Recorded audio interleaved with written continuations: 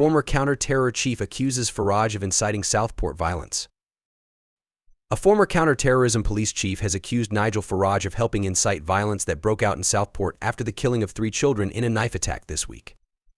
Farage drew criticism from across the political spectrum for remarks he made in a video on Tuesday in which he questioned whether the truth is being withheld from us after the attack on Monday.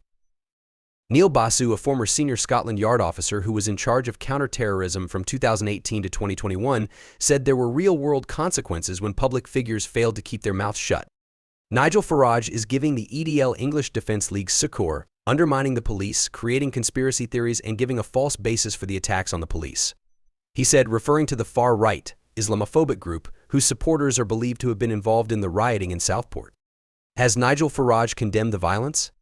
Has he condemned the EDL? Fomenting discord in society is what these people seem to exist for, Basu added.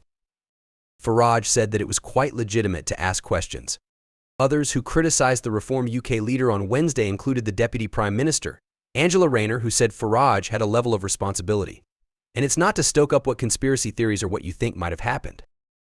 There's a responsibility to say the police are doing a difficult job, local authorities, all of the services that are on the ground, she said in an interview on LBC.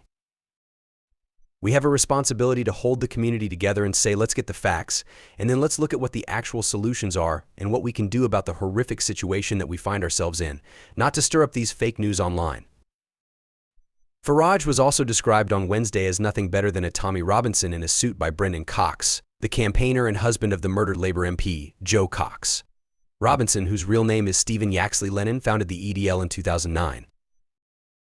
There was a rapid spread online of misinformation after the attack, with inflammatory far-right narratives rife on the comment threads under posts by Farage and another Reform MP, Rupert Lowe, on their official Facebook pages. Under posts by Farage and Lowe, who echoed Farage by saying there was more to this than we're being told, comments ranged from predictions of a coming race war, sharing of misinformation, anti-Semitic tropes, and claims of a cover-up. This is clearly not a case of accidental mischaracterization. This is Reform and Farage in particular actively spreading disinformation and actively using insinuation to incite anxiety, concern, and inflame emotions, Cox said. Farage was described as utterly shameful by the Tory peer Lord Barwell, the former MP who served as Theresa May's Downing Street Chief of Staff. He said he is an MP. If he has questions, he could have asked them in the House of Commons yesterday, but he wasn't there. Instead, he prefers to encourage those spreading misinformation on his social media. Utterly shameful.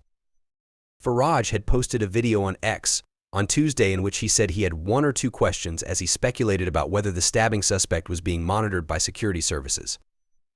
I just wonder whether the truth is being withheld from us. I don't know the answer to that, but I think it is a fair and legitimate question, he said. Farage maintained his position in an interview with the PA news agency, insisting he had merely expressed a sense of sadness and concern that is being felt by absolutely everybody. I know what the hell is going on. He added, I think it's perfectly reasonable to ask what is happening to law and order in our country. And who are the perpetrators? Why? Very legitimate questions I was asking, and to conflate that with EDL or anybody else, frankly, it's desperate stuff. The violence against police during the rioting prompted Rayner to raise the prospect of banning more far-right groups. We have laws and we have prescribed groups, and we do look at that, and .it is reviewed regularly. So I'm sure that will be something that the Home Secretary will be looking at as part of the normal course of what we do and the intelligence that we have, she told LBC. The Home Secretary's office declined to comment. 2 far-right groups have been banned in the last 8 years. National Action, a racist neo-Nazi group, was prescribed in 2016, followed by the Sonnenkrieg Division, a white supremacist group, in 2020. Nigel Farage has been condemned for his response to the Southport stabbings, with the Reform MP accused of whipping up rioters. After the brutal knife attack at a children's dance event on Monday, which left 3 little girls dead and 5 other children and 2 adults in a critical condition, the Reform UK leader shared a video on social media responding to the attack. He said truth is being withheld from us as he questioned why the incident had not been treated as terror-related. He also questioned whether the suspect, who is 17 and has not been identified, was being monitored by the security services. Former MP Tobias Elwood said this video ramped up hatred online. Redneck's devastated parents are not speaking, only crying after little girl, 9, killed in Southport stabbing. Replying to Mr. Farage's video, Mr. Elwood wrote on X, I lost my brother to terrorism. to ramp up hatred online by claiming the Southport attack was terrorist-related, culminating in riots. A mosque damaged and 27 police injured is not just reprehensible but needs addressing. Otherwise it will happen again. Disgusted how a sitting MP deliberately inflames tensions without any justification, Farage should delete this tweet. Brendan Cox, the husband of murdered MP Joe Cox, also slammed the Reform MP, stating he was nothing better than Tommy Robinson in a suit. His comments came after a large group of people believed to be supporters of the English Defence League threw bricks at a mosque last night. Riots then erupted on the streets, with almost 40 police officers left injured. On Mr. Farage's video, Mr. Cox told BBC Radio 4's Today program it's right out of the Trump playbook, and in my view it makes Nigel Farage nothing better than a Tommy Robinson in a suit. It is beyond the pale to use a moment like this to spread your narrative and to spread your hatred, and we saw the results on Southport streets last night. He added the fact that Nigel Farage whipped up that crowd, whipped up that sentiment, I think should make us all reconsider in what basket we put him. For me, it puts him on the wrong side of the line, not a credible politician, but someone willing to use awful events and hatred and undermine the communities in which we live. In the social media video, Mr. Farage said, I obviously join everybody in my horror at what has happened. I know the Prime Minister went to lay flowers and was heckled, and it shows you how unhappy the public are with the state of law and order in our country. I have to say there are one or two questions. Was this guy being monitored by the security services? Some reports say he was, others less sure.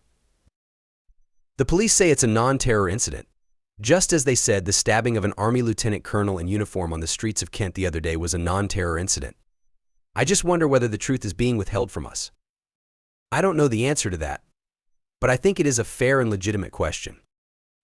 In response to Mr. Cox's comments, the Reform MP told the PA news agency today that it's perfectly reasonable to ask what is happening to law and order. Absolutely disgraceful comment, nothing of the kind, Mr. Farage said. I merely expressed a sense of sadness and concern that is being felt by absolutely everybody I know what the hell is going on. It started off the week before in Kent, when a lieutenant colonel in full military uniform is stabbed in the street, and I was told that Kent police wanted to play the incident down. I got that on the highest level. So I think it's quite legitimate to ask questions as to what the hell is going on. And then of course we had Southend at the same time with machete gangs fighting in the streets. I think it's perfectly reasonable to ask what is happening to law and order in our country. And who are the perpetrators? Why? Very legitimate questions I was asking, and to conflate that with EDL or anybody else, frankly, it's desperate stuff. Asked about Mr. Cox saying he is nothing better than Tommy Robinson in a suit, the Clacton MP added the comment is beneath contempt.